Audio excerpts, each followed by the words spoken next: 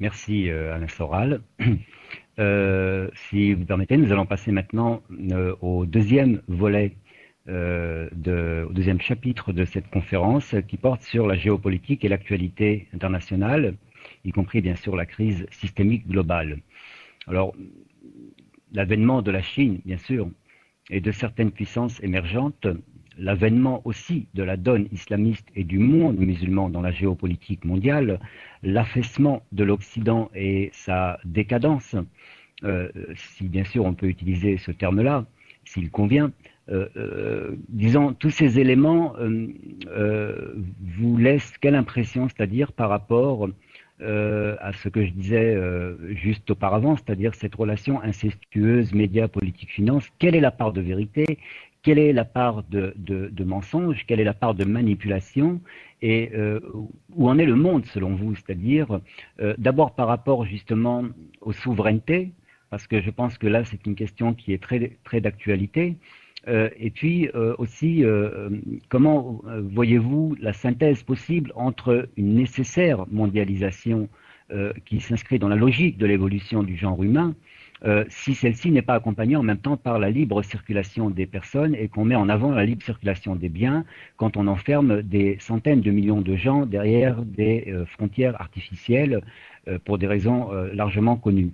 Donc finalement, la question est dans quel monde sommes-nous? Est-ce que c'est un monde où le désordre est délibérément créé et la crainte diffusée à outrance?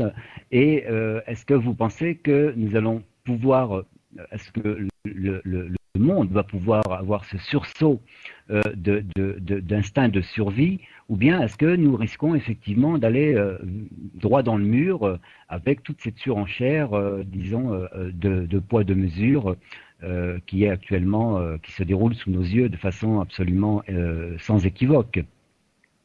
Bon, ben déjà, oui, la question est très longue. Je voudrais recadrer les choses très simplement. On a eu, après la Deuxième Guerre mondiale, un monde basé sur les rapports Est-Ouest, avec deux visions du monde, qui étaient d'ailleurs deux visions issues de l'idéologie du progrès, qui étaient le monde libéral et puis le monde communiste. Hein, voilà. Il s'est passé quelque chose que tout le monde a bien enregistré, qui est la chute du mur de Berlin, l'écroulement du communisme, avec derrière une prétention, on va dire, américaine,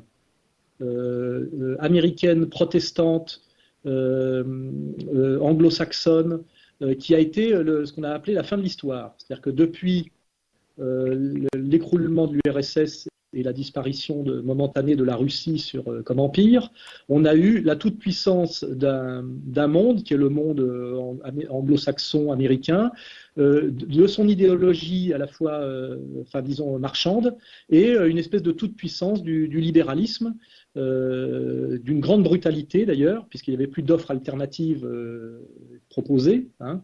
Et ça a été le bain dans lequel nous avons tous été depuis ces 20 dernières années. Voilà. Parallèlement, c'est monté, parce que cet empire dominateur a besoin d'ennemis pour faire croire qu'il n'est pas un empire de violence et de domination, mais un empire, je dirais, de régulation et de paix. Hein. Donc cet empire a eu besoin de se créer un nouveau méchant, puisque le rouge n'existait plus. Et ce nouveau méchant, vous l'avez bien identifié, c'est le musulman. Hein. Le musulman, d'ailleurs, un peu mythifié, on ne sait pas trop. Ceux qui en parlent le plus sont ceux qui connaissent le moins la complexité du problème, mais ce n'est pas grave. Et donc, on a eu deux données qui sont les données de la violence actuelle. C'est un monde libéral qui s'identifie au monde de la liberté et du bien, et qui est en fait l'extension de la logique libérale à tout, c'est-à-dire la marchandisation de tout, y compris du corps de nos enfants, hein, de l'air, voilà, donc c'est l'extension de la logique libérale qui est pratiquement une religion et qui se cache derrière les droits de l'homme. Hein, et puis le mal contre lequel on est censé lutter, qui n'est plus le communisme, mais qui serait l'obscurantisme musulman. Voilà.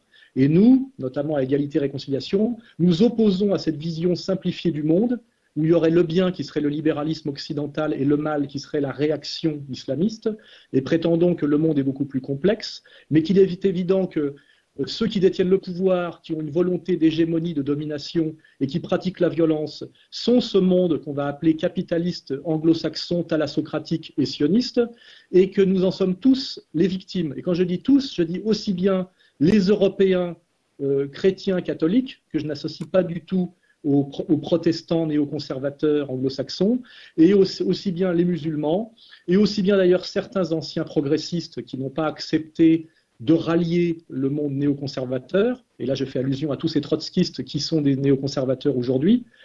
Il faut d'ailleurs savoir que les pionniers de l'idéologie néoconservatrice sont des trotskistes américains des années 60, et qu'en France, nous avons vu tardivement le même phénomène étrange, c'est que tous les gauchistes trotskistes ont rallié plus ou moins frontalement ou en douce l'idéologie néoconservatrice. C'est la manière dont Sarkozy a coopté des Glucksmann, des Bernard-Henri Lévy, des Kouchner, etc. Et donc nous menons un combat difficile qui est à la fois de nous opposer à la domination, on va dire, occidentalo-thalassocratique, vétérotestamentaire, de refuser la diabolisation du monde musulman, sans pour autant être des musulmans. Et nous sommes ce que nous appelons des universalistes français qui essayons de nous maintenir dans une tradition qui est aujourd'hui totalement niée et bafouée en France par ceux qui sont censés en être les héritiers, à savoir les soi-disant néo-gaullistes du sarkozysme, qui sont en fait des néoconservateurs et qui sont même aujourd'hui, depuis l'élection d'Obama, à la pointe du combat néoconservateur au monde.